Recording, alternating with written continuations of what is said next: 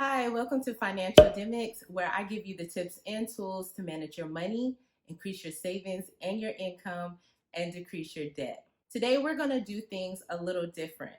We're going to talk about systemic racism and how it affects African Americans when it comes to building wealth. So, today I actually have notes right here because I'm going to give you some stats and some quotes, and I want to make sure I don't mess anything up. So, over the last week and a half at this point, frustrations have really reached a breaking point in the African American community with the murder of George Floyd, Breonna Taylor, and even the murder of Ahmaud Arbery, which took about 2 months really to get national attention so that they would actually arrest his killers. And that's why I really wanted to talk about this topic, because if you are not African American or you don't have friends who you've actually talked about some of these things with, then you really wouldn't know about the different laws that were really put into place to really keep us from building wealth and actually doing well for ourselves. And truly, a lot of us are frustrated because we struggle every day with the fact that we have to do things different than others. So, just a quick background, according to history.com, slavery started around 1619 and it was actually abolished in 1865. As a slave, you're actually considered property, so you can't own anything, which means that whites actually had a 246-year head start on building wealth compared to African Americans. So, what is the American dream? The American dream is to get a good education, get a good, stable job with benefits, and get that house with the white picket fence, right? Well, for African Americans, we want the American dream just as much as you do. But after slavery was abolished, there were certain laws that were put into place to keep African Americans from actually building wealth. Now, I'm only going to hit on three of them, but just know that there are plenty others that are out there. But hey, if you want a second video on other ways that African Americans has been institutionally oppressed, then just let me know in the comments below. So the first one that I'm going to hit on is education. After slavery was abolished, African Americans were told that they would be able to pursue education. But in the public schools, they only wanted to give African American students the minimal education because they didn't want them to become too uppity to work in their fields. Schools for African Americans were often burnt down, and the teachers were either killed or ran out of town. By the end of the 19th century, 2/3 of African American children could not attend school because there was nowhere for them to learn. Now, how are you going to get the decent job part of the American dream without having an education? Even though their lives were on the line, African Americans still persevered and they were able to provide private education for African American students. So I already hit on the fact that they didn't want us to get too much education so that we would be able to work in their fields. So if you were able to get past everything that was happening to the schools and become educated and get that good, stable job, there was still some pay disparities that still occurred even after the Civil Rights Act of 1964. So according to payscale.com, there is still a consistent gap between the pay of Black or African American men and white men.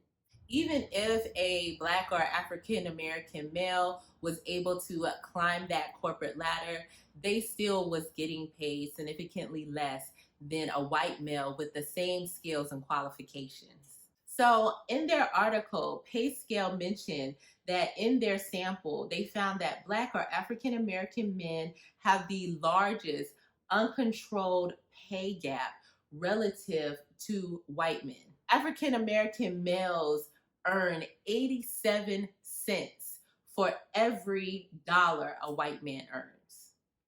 And then Hispanic or Latino workers, or Latinx, I think is the word now, have the next largest gap. and they earn about 91 cents for every dollar a white male earns.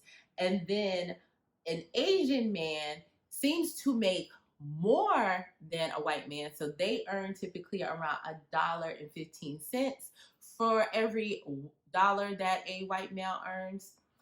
But they still do not get into the leadership positions. So even though they're earning more, they're not in positions where they could truly affect change in a company. And it also mentioned that they are not treated as well either. So to truly put that in perspective, payscale.com actually had a true sample of the salary, because if you don't know about the PayScale website, it's a great website for you to go to and see if you are getting paid what you're actually worth with your experience, your skills, and your job title. And so they stated that the white men in their sample typically had a salary of around $72,900. So let's just say $73,000. And a Black or African American male with the same skills and experience would typically have a salary that's around $71,500. They are suggesting that that difference of $1,400 is due to race. They also mentioned that one of the factors that is driving the pay gap is the fact that when you're having performance reviews, there are some bias there. And of course, if there is bias in your performance review, then you're not going to receive as much as an increase when it's time for your annual review. So let's talk about home ownership. In the early 1900s, there was a practice put in place called redlining, where the banks would draw a red line around certain neighborhoods that they felt were risky. These neighborhoods were typically neighborhoods in which minorities lived in, such as African Americans. And if you are considered a risky neighborhood, then it would make it harder for you to get consumer loans, mortgages, and even insurance for your property. And if you were given those loans, you typically had a higher interest rate than someone who lived in a white neighborhood. Now, this practice went on well into the 1970s, and even though it is now illegal, when you think about it, if in these neighborhoods they were redlining the neighborhoods, then those houses were not increasing in value as much. Typically, in a neighborhood that is predominantly African American, the home values do not appreciate as much compared to a neighborhood that is similar in the type of homes and predominantly white. Now, I only mentioned 3 ways in which systemic racism has affected African Americans when it comes to building wealth, but please understand there are many more ways. It's a problem that has affected our entire society, and we really need to stop pretending that it doesn't exist, because there's a lot of data out there, a lot of statistics that proves that it still exists today. And because it was done back in the Jim Crow era, it still affects our family members who lived through that era. So here's another statistic for you. According to the Census Bureau's current population survey, Black families in America earn just $57.30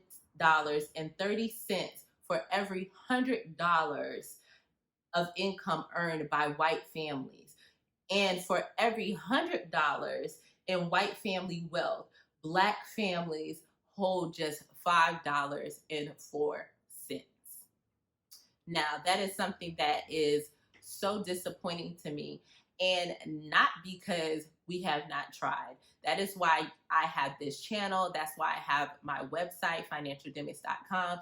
And there's a whole group of us who are working towards helping African Americans build wealth. So if you are African American who is watching this video, it's really important for you to take action and start building wealth, because that is what is going to help you and the generations that come behind you. Ways that you can do that is by managing your money. So either through budgeting, not spending more than you earn, and paying your bills on time, making sure that you build an adequate emergency fund, and also save for the other things that you like to do.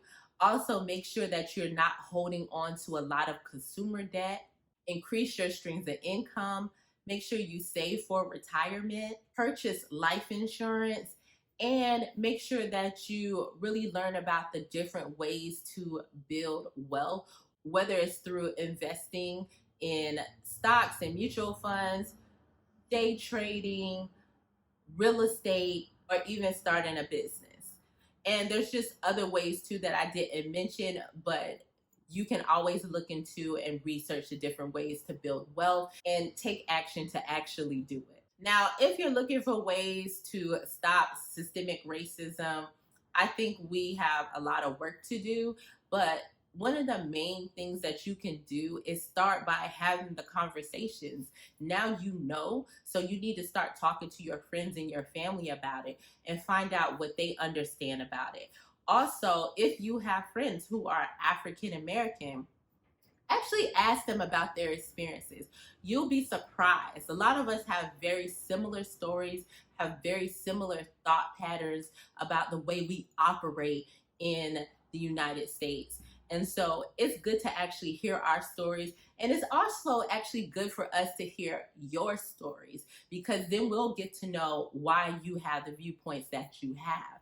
But please understand, all of these different things that have been said are not always true. When you look at the true numbers, it does not make sense, considering the fact that there's only 13.4% of African Americans in the United States. In the comments below, let me know, what ways do you think that we could stop systemic racism? I would love to hear your thoughts.